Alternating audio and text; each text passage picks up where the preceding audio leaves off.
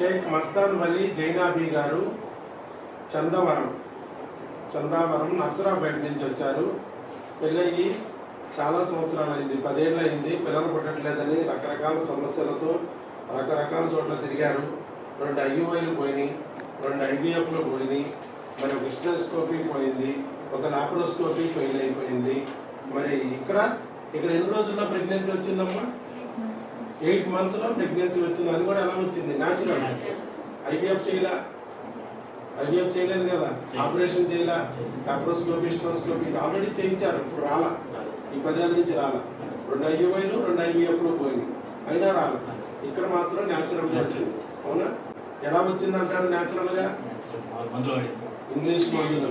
Doctor YS బాబు magic formula English మందులతో వచ్చేసి అట్లాగే తెచ్చుకోవచ్చు కదా మందులతో. IVFలు అక్కర్లేదుగా, ఆపరేషన్లు అక్కర్లేదుగా.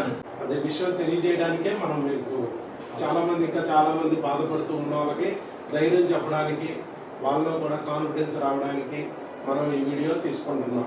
ఎందుకంటే మిగతా వాళ్ళు IVFలని భయపెడతా ఉంటారు బయట.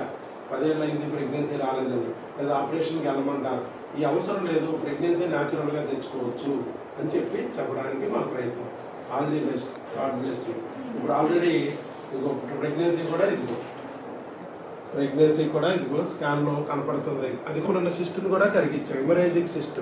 మన మందులతో సిస్ట్ కూడా చేసినా కూడా మళ్ళీ మీకు సిస్ట్ వచ్చేసింది. ఇప్పుడు కూడా ఉంది కదా, ఈ నెలలో చేసినప్పుడు సిస్ట్ పోయేయాలన్న రేడియాలజిస్ట్ని స్కానింగ్ అనేది మనకు తెలుస్తుంది. ఆల్ ది బెస్ట్ అండి. రైట్.